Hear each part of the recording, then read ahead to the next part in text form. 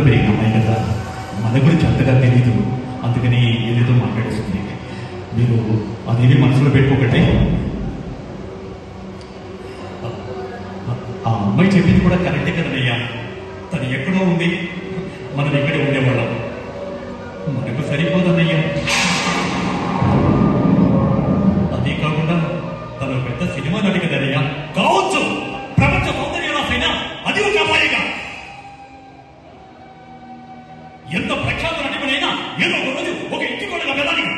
మన ఇంటి కూడా రమ్మడం ఏమిటి తప్ప? అది కాదన్నయ్యా, నువ్వేమి సత్యం చెప్పక్కర్లేదు. అదే తక్కువైపోయింది. జనాల కాలక్షేపం కోసం ముఖాన్ని రంగేసుకుని సినిమాలో నటించి నటిపడి కన్నా ప్రజల ఆకలి తీర్చడం కోసం, దప్పికి తీర్చడం కోసం ఒళ్ళంతా హోనం చేసుకుని రాత్రులగా పగలగా కష్టపడే రైతు ఏమిటి ఏసీ రూముల్లో ఉండి ఏసీ కారులో తిరిగి వచ్చిందన్న డైలాగ్ చెప్పి పాలు తీసుకున్న నటిపడి కన్నా పశువుని పెంచి ఆ పాలను ఊరంతా పంచి దాని మాత్రం గట్టిదారి బతుకుతున్న పన్నెండు రైతు ఏమిటి కూడా చెప్పు. డబ్బే ప్రపంచం నటిపడికి రైతు చెప్తున్న ఏం చేస్తాడు? నాలుగు పోసి నీరు పోసి ఏడాది కష్టపడి తెలుగు రాష్ట్రానికి అన్నదంతున్న రైతు ఆ రైతు లేకపోతే రెండు పూట పోచే కదా. మనం బొట్టలో దిగితే పట్టలో చూపుపోయి చూసినాడు రెండు పూట పోచే కదా. అన్నదాతను విసిరించిన ప్రభుత్వాలు నామలే లేకుండా పోయాయి. ఆ ప్రభుత్వం వల్ల మార్చిన పట్టణమే కదా, నేనే మార్చిన ప్రభుత్వాన్ని. ఇది వరకు ఎవరిని ఏది అడగలేదు. మొదటిసారిగా నేను ఒకటి అడుగుతున్నాను. నేను అడిగింది చేస్తాను, నాకు ప్రమాణం చేసి చేస్తానని చెప్పరా? చేస్తానని చెప్పరా?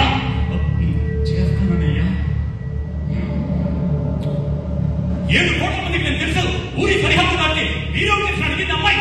అమ్మాయిని నా తాళి కట్టి తీసుకొచ్చి మన ఇంట్లో తీర్మానం.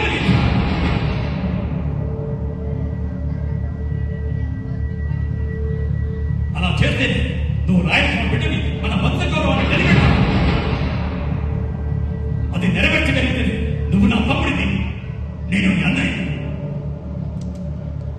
అది సాధించేంత వరకు నీవు నేను చూడ.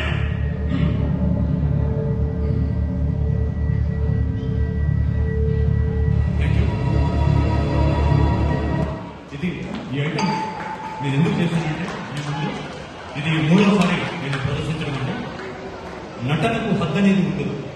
నేను సంగీతం పాడినా, నా సంగీత దర్శకత్వంలో బాలు గారు